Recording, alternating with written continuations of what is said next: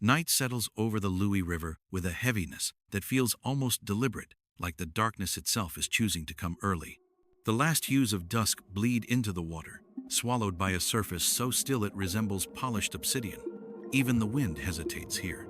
The tall reeds lining the riverbank stand motionless, their reflections sharp and unmoving, as if carved into the water by a silent hand. On most nights, the Luwi has a pulse. Frogs calling from the shallows, insects buzzing in frantic arcs, distant hippos grumbling in the deeper bends. But tonight, that rhythm falters. A strange quiet seeps through the valley, settling into the trees and spreading across the water in slow, electric waves. Animals sense what humans struggle to describe: an atmospheric tension, subtle but undeniable, that always arrives moments before a storm or something else. Far upstream, thunder rolls like a creature waking from sleep. A faint tremor ripples across the water, not from the wind, not from rain, but from something shifting beneath the surface. The river carries the vibration forward, a low, dull hum that vanishes as quickly as it came, leaving behind a silence that feels somehow expectant. Lightning flashes in the distance. For a fraction of a second, the river glows white. And in that brief, unnatural light, something long and dark glides just beneath the surface, a silhouette nearly the width of a canoe, its back forming a faint, shadowy ridge. Then, darkness crashes back down, erasing the shape completely. Local fishermen know this moment well. They speak of it quietly, in careful tones, always after dark. The instant when the river seems to reveal something it spends all daylight hiding.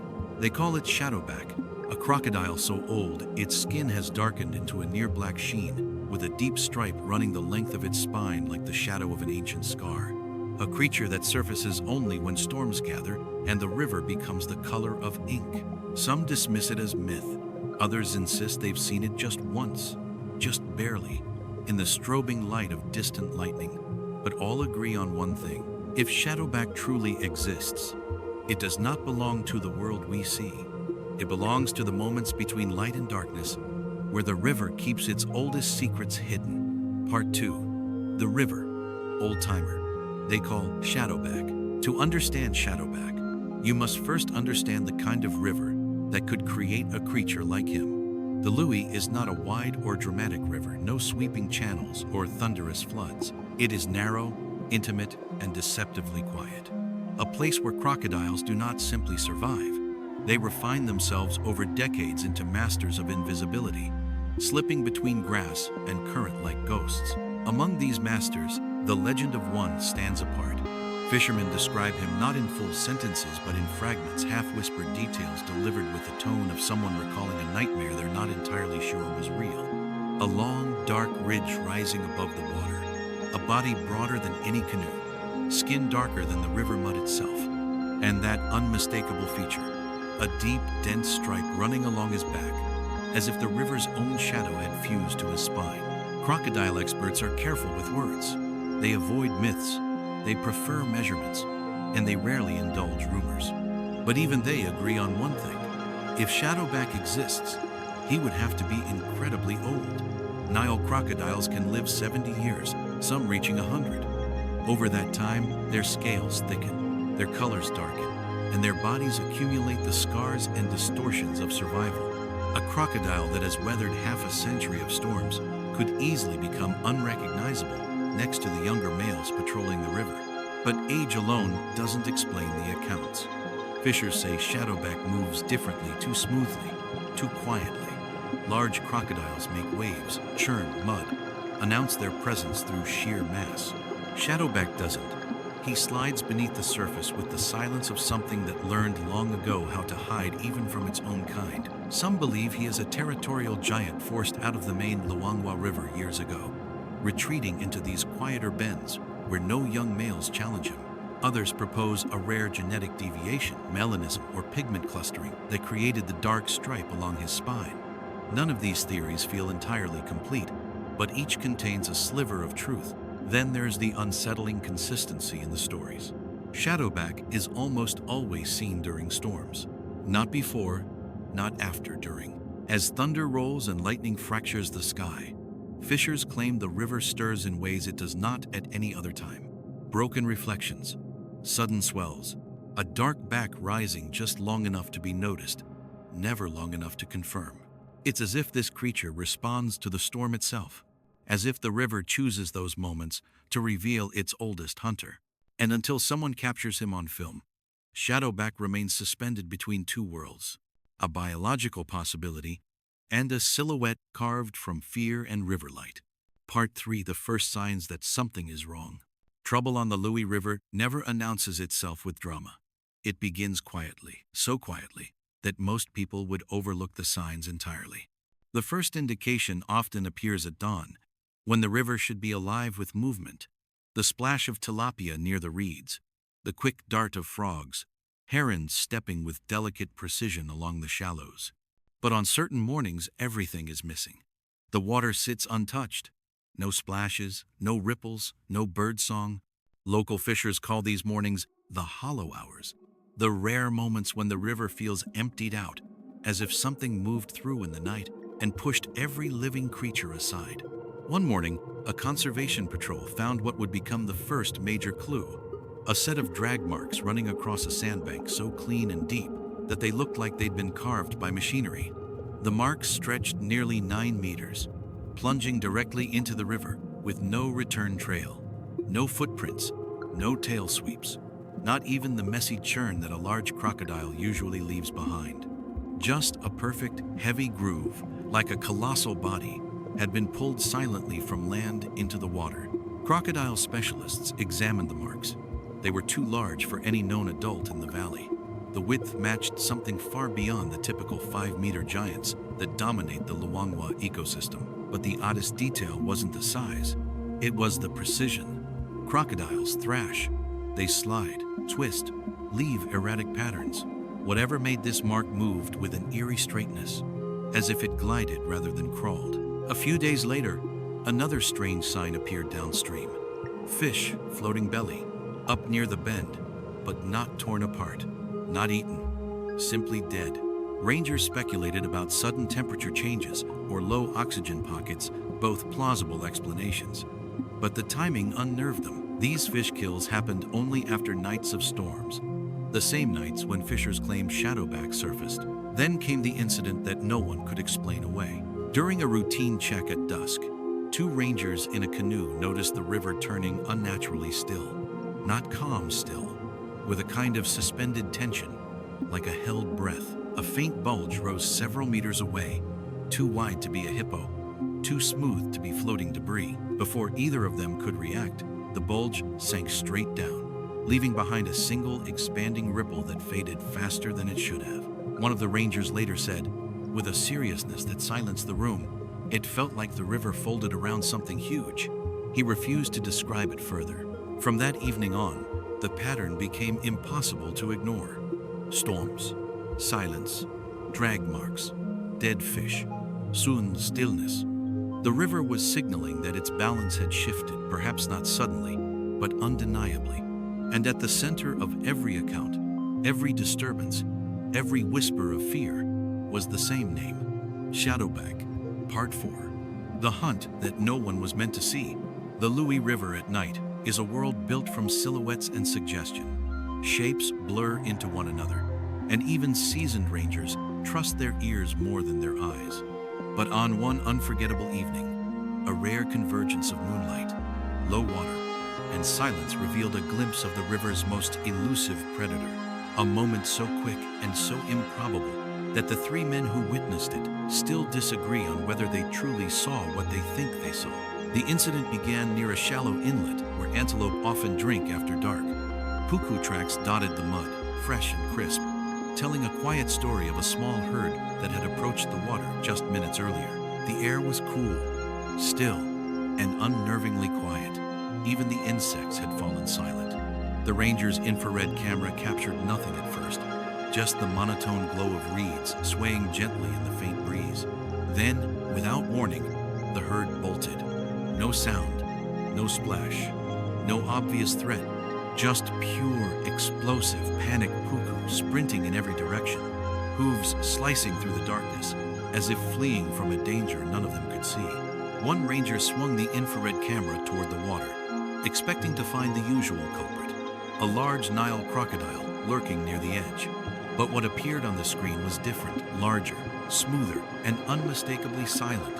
A massive shape glided beneath the surface, its outline too long and too clean to be an ordinary crocodile. The back ridge was visible for a second, a dark, uninterrupted line cutting through the faint moonlit reflection like a scar. And then the water erupted, not upwards, as crocodiles typically ambush, downwards. The surface caved in, folding around the prey with a precision that made the rangers freeze. There was no thrashing, no struggle, no churning of mud, just a sudden absence, as if something incredibly strong had pulled its target straight into the river's depths before gravity could respond. One ranger later said the moment felt surgical. By the time the water stilled, the night had returned to its unnatural quiet. The puku herd had vanished into the trees. The infrared camera, shaken and glitching, managed to capture only a distorted blur, an elongated shadow in motion, framed by streaks of digital interference. What haunted the rangers wasn't the kill itself. It was the method. Crocodile ambushes are violent, messy, explosive. This was controlled. A single motion executed with the confidence of something that had done it countless times, across countless storms, for countless years. When the team reviewed the footage later, one detail stood out. During the split second when the back ridge broke the surface, the water around it did not ripple. It simply parted. Some claim it was a trick of light. Others suggest a creature of extreme age, moving with refined efficiency. But among those who know the Luwi best, the conclusion spread quickly. No ordinary crocodile hunts like that. Only Shadowback does. Part 5. The life cycle of a river ghost. To understand a predator like Shadowback, you must go back to the beginning, to the quiet, unremarkable life cycle of the Nile crocodile. A life that seems almost too ordinary to create something so feared. Yet, it is precisely this contrast that explains how a creature can grow from a trembling hatchling into a legend that bends an entire ecosystem around its presence. A crocodile story begins on land, in the heat-soaked sandbanks above the river. A mother buries her eggs in a mound of dry earth, guarding them with a vigilance that surprises many who see crocodiles only as cold, indifferent hunters. For weeks she waits, defending the fragile clutch from monitor lizards, hyenas, and even the elements. When the hatchlings finally emerge, their calls, thin, high-pitched chirps, summon her instantly. She carries them gently in her jaws, one by one, down to the water. If Shadowback truly exists, he began life this way too, no larger than a human hand, a vulnerable slip of muscle and instinct trying to survive in a river filled with giants. Most hatchlings do not survive the first year. Birds, fish, even other crocodiles thin their numbers quickly. Only a few grow beyond this stage. The ones that do carry scars of near misses, close calls, narrow escapes. To reach adulthood in a river like the Luwi requires a kind of relentless adaptation, patience, stealth, and an almost mathematical understanding of when to move and when to disappear. By the time a crocodile reaches adolescence, it has learned the rules of its world.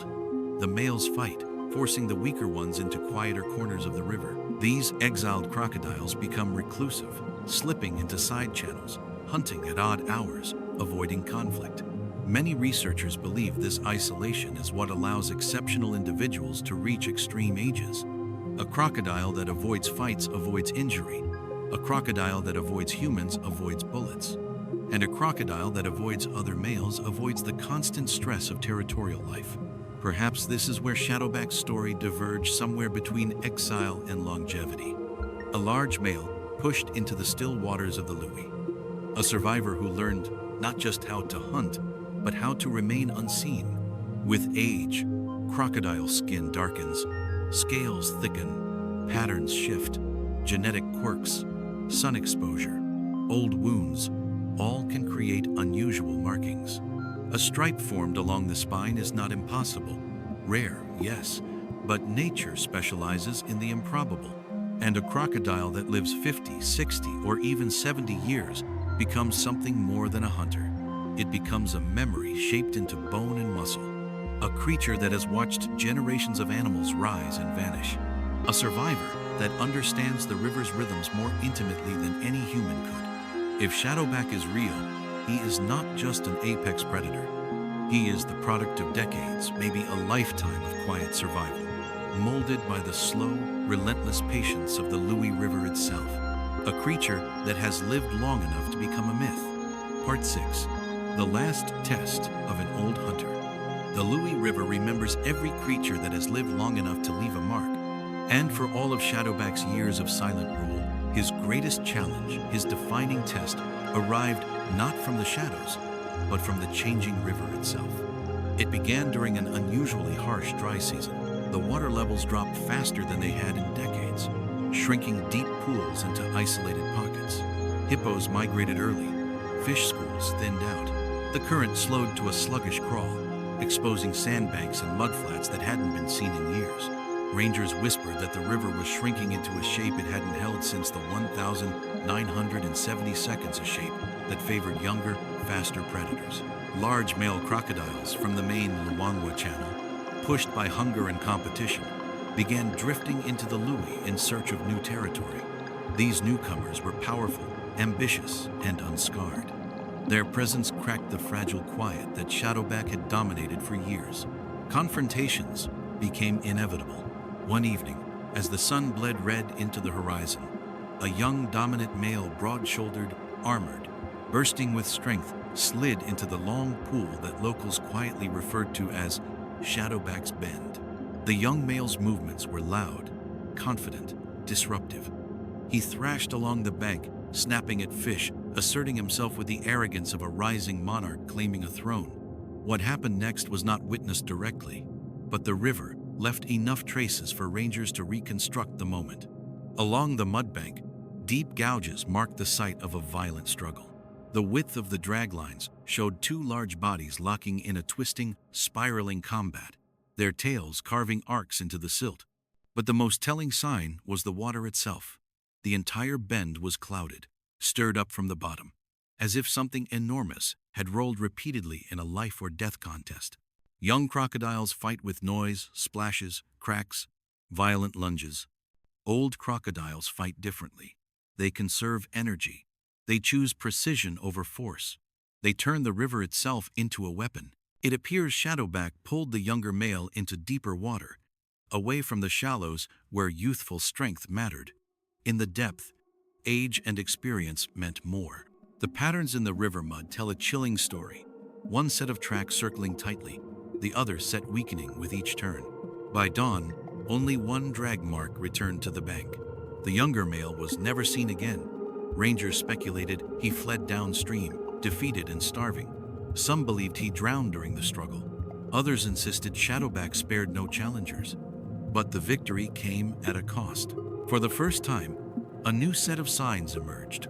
Slower movements, longer intervals before resurfacing, and sections of sandbank with marks that suggested fatigue rather than stealth. Shadowback had survived, but the fight had taken something from him, something age could not give back. And yet, he remained, silent, watching, holding to the last curve of the river he had ruled for decades. A fading king, perhaps, but still a king. Part 7. The River That Remembers. As seasons change, the Luwi River shifts back into its fuller shape. Rains return. The banks swell. Frogs sing again. Fish flicker beneath the reeds. Life begins moving with its familiar, ancient rhythm. An orchestra that has played the same patient song for thousands of years. But within that returning pulse, there is a quiet absence, a subtle void that only those who know the river well can sense. Shadowback is seen less now. Not gone, just deeper, slower, more selective in the moments he reveals himself. The storm-lit glimpses grow rarer. The night silences less frequent. On some evenings, rangers drift along the reeds and wonder if the river has finally reclaimed him, folding his story back into its dark, unbroken current. On other nights, they swear they feel a vibration beneath their canoe, a faint, rolling tremor like the heartbeat of something immense. And perhaps that is the true nature of ancient predators. They don't simply live and die. They dissolve into the landscapes that shape them. For every crocodile that survives long enough, its life becomes part of the memory of the river itself, woven into the stories whispered by fishermen, traced in the scars on the mudbanks, echoed in the fear that makes animals pause before stepping into the shallows. Shadowback is one of these memories, maybe the oldest one. Whether he still moves through the Luwi's deepest pockets or rests beneath a fallen tree, hidden forever from human eyes, his presence lingers. Not in photographs, not in field data, but in something more elusive. The sense that the river is older, wilder, and more mysterious than any observer can fully comprehend. And maybe that is the point. Some creatures are never meant to be captured on film. Some stories are not meant to be pinned down with evidence. They survive because they remain just out of reach, half seen, half believed, entirely alive in the thin space between knowledge and myth. So the next time thunder rolls over the Luwi River and the water darkens into a mirror of storm clouds, a question rises with the wind. If a predator becomes so old, so perfect, and so indistinguishable from the river that made him, does he ever truly disappear? Or does he simply return to the silence that created him?